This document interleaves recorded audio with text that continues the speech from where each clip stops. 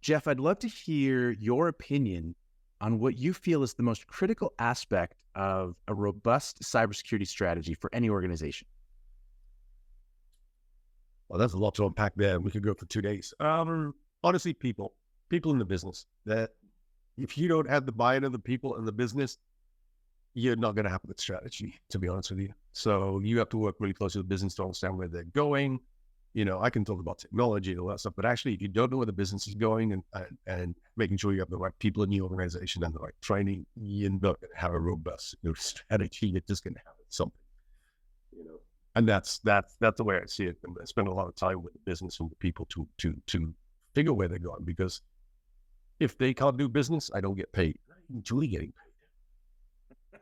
I hear a lot of people talk about that today, about business needs to drive the cybersecurity goals and understand the risks associated with that. Is that a fair way of kind of summing it up?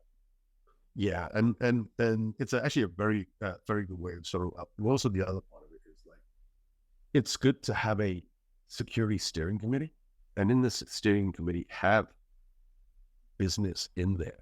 Right? Don't have a meeting every week, but have one once a quarter or maybe once every 6 months. Tell them where you're going, what they're going to be impacted with. Ask them where they're going, what's going to impact you, right?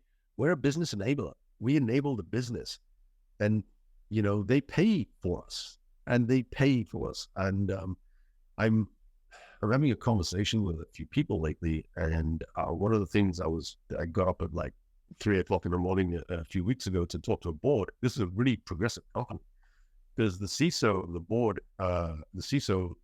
board says to them, "Can you bring another CISO to this conversation so we can ask them the state of the business and their view?" Right? And I was like, "Wow, that's really progressive." I'm sitting there talking to all these guys at 3 o'clock in the morning, right? And they're like, "Okay, Jeff, tell me your view of security." And I was like, "It's key." I said, "You guys do manufacturing, you do sales, and all this stuff, right?" I said, "What's the most important part of your company?" And they were like, "Well, it's this part of the company." I said, "Oh, well, that's great. I think so. What's the next bit?" Then they gave me the next one. That's amazing. It makes sense. And we went I asked for the third one, and they said, "This one." I said, "That's good." I said, "Let me ask you a question. If security failed massively, did any of those three parts of the organization work?" And the guy was like, "No." So I said, "In fact, security is just as important as your sales organization, as that manufacturing plant that you talked about, and that marketing division that is actually awesome." And they were like, "We never thought about it that way. You got a point." I said, "He sits here and talks to you, and he's part of your company, so you don't hear him as well, right?" But I said, "You're the business. He's there to protect you. Your business doesn't work if he doesn't. And the other thing is that he doesn't work if you guys don't sell, right? So he doesn't get additional budget. His budget gets cut because they're not selling, right? In some cases." So they were like, "Wow." And I was actually surprised I came up with that on the spot, because the conversation was supposed to be a different way, right? And the conversation was all about, after that, how to support the business and security. And this was the first time they said, "You know what, we may consider having a security guy on the board." And I'm like, "I'm up for it." No, I'm not, because there's no way they do everything in English. If you think of 3 o'clock in the morning, it's probably